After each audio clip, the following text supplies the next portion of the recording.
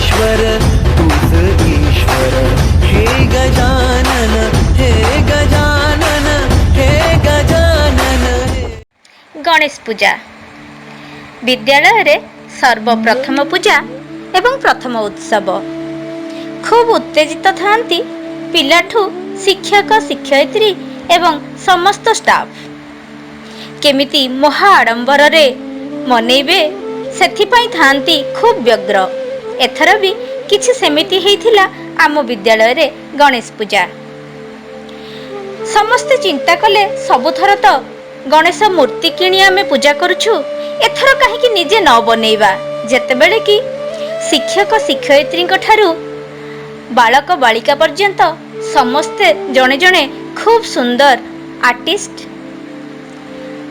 प्रस्तुत हैला blue print. केमिति करिबा, कौठु कौन संग्रह करिबा, काहा परे कौन करिबा एवं किपरि संपूर्ण गणेश पूजा को खूब आडंबर रे संपन्न करिबा।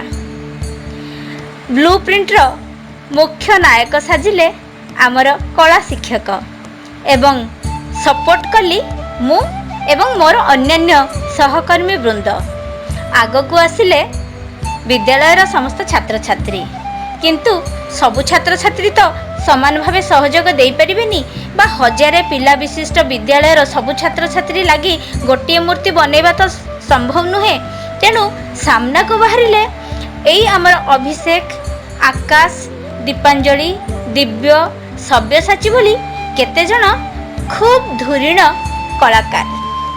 आरंभ हैला छणकिणा प्रक्रिया। जो छण हेइथाए माटी रे एवं सेई माटी रु आमे आरंभ करिथिलु प्रक्रिया। शेषरे गणेशक विसर्जन परे सेई माटी रे मिसि जीवा ही थिला समग्र प्रक्रियार हविशेष। माटी रु आरंभ हेइथिले आम गणेश एवं समापन हेले सेई माटी रे। प्रथमे छण किणा हला एवं से छण को आनी गोटे आर्मेचर तैयारी करा हला, बंधा हला विभिन्न काठी एवं बता दे। आर्मेचर गढ़ी सारिबा परे छण बंधा हला एवं छण बंधा हे सारिबा परे एक माटिया हला। प्रथम कोटिंग माटी रो दिया गला एक माटिया हला, किंतु से जो माटी ताहा बे आमे आनिथिलु जे नदी कूलरु ताको प्रथमे पूजा करिथिलु। धूप दीप सिंदूर चंदन फूल अरुआ चाउल दे बंदी थिलु से माटी को एवं भोग करिथिलु नडिया कदली रो समस्त को बांटी थिलु।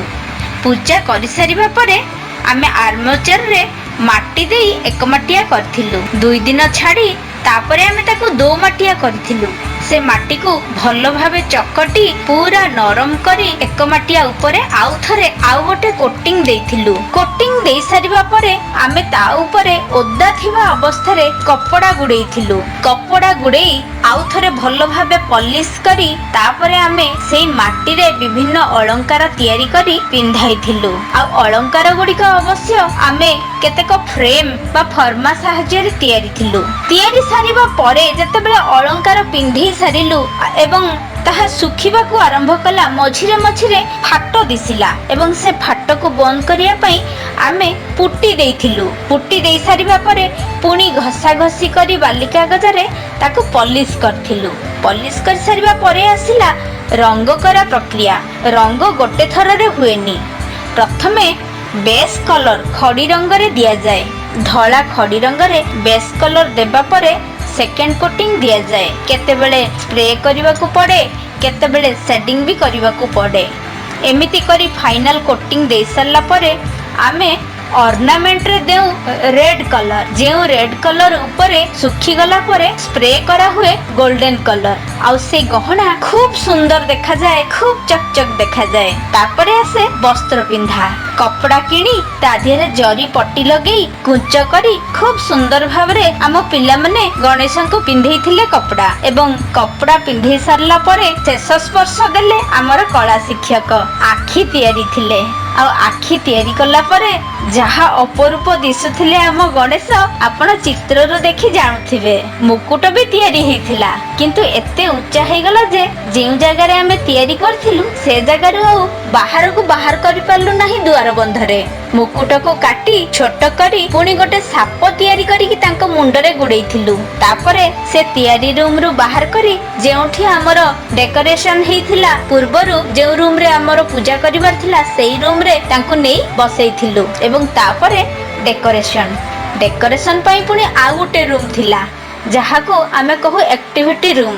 सेठरे हमर समस्त एक्टिविटी हेई थाए जेमिति कि गणेश पूजा पूर्वरु कोन डेकोरेशन हबो ताहार मध्य आइडिया करी पेंसिल ले काटी पेंसिल तैयारी करी कप रे विभिन्न डिजाइन काटी ताको रंग करा जाय ताको सेठी सुखा जाय एवं तापरे आसी हमर डेकोरेशन हॉल ले लागे। काठर लंगळ भी तैयारी करथिलु आउ पाछिया रे खूब सुंदर पेंटिंग करथिलु गुलारे मध्य चित्र करी लगेइथिलु कांथरे आ थर्मोकोल ले खूब सुंदर डिजाइन करी गेट तैयारी करथिलु गणेशଙ୍କ आगरे। खूब धूमधाम रे पालित होला हमर गणेश पूजा।